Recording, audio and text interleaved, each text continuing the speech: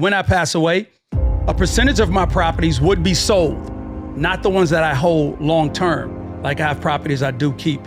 My short-term properties, those would be sold. That money would now go into a brokerage account.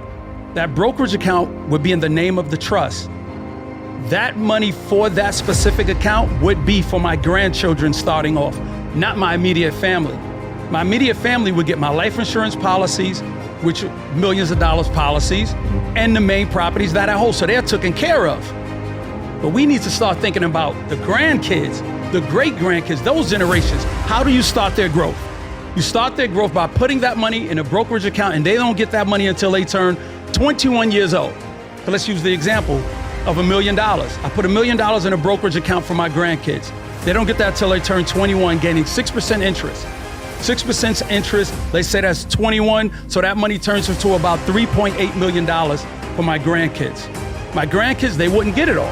They would get half, about 1.6, till I leave 1.6 in there for my great-grandchildren for 21 years. That now turns into about 3, 4, 5, 6. That turns into about $6.7 million for my great-grandchildren. They don't get it all, they get half. 2.3 stays in for my great-great-grandchildren. So they get about $8.1 million.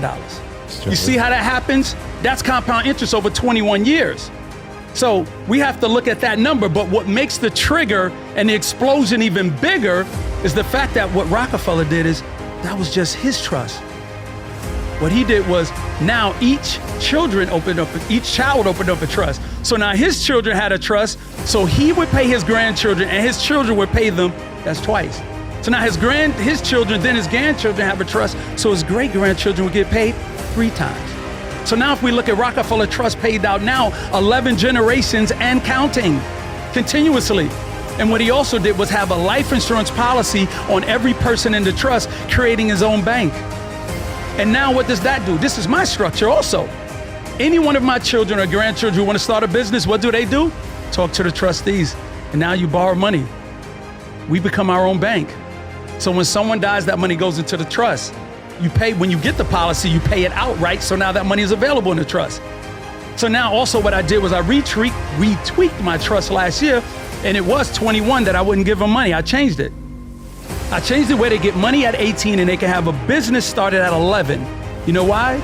Because now with technology, kids are now figuring out new ways to start a business.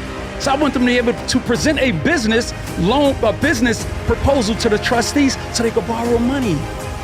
These are the things where we don't look at them. When people say, I don't have the money to do this, you know what I tell them? Yes, you do. The air you breathe is money. A life insurance policy. Soon as you die, you worth money. There are generations and there are groups of people, when people die, their objective is to make sure they have a policy on their grandmother, policy on their father to do exactly what we're talking about. But we look at it as taboo, when it can't be taboo. It shouldn't be taboo. The main thing about it is you're thinking about the legacy. And when I tell people, when I speak to you, I'm not speaking to you, I'm speaking to your legacy. You're just a vessel for me to get the message to you so you can hear the message and see it, and it reverberates in your brain. And as it's doing this, you literally are talking to your legacy while I'm speaking, going, I got you. Don't worry. Storm told me how to do it now. I'm gonna give me a life insurance policy. When people have a life insurance policy, let's say roughly $4 million, you have $500,000 left on your home mortgage, and you say to yourself, I'm leaving my family $1 million. Actually, you're not. Because when you die, that policy has to pay $500,000 to the mortgage so they can stay in the house. You're only leaving them $500,000. We don't think about that mortgage behind us.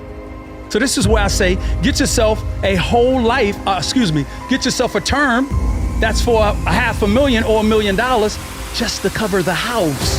So your real policy doesn't get broken up. And now you have that term, pay off the mortgage, any money left, put it in a brokerage account, and now you start the system. When you're buying things in your holding company, your holding LLC should be in the name of your trust. So if something happens to you, the properties automatically fall into the trust.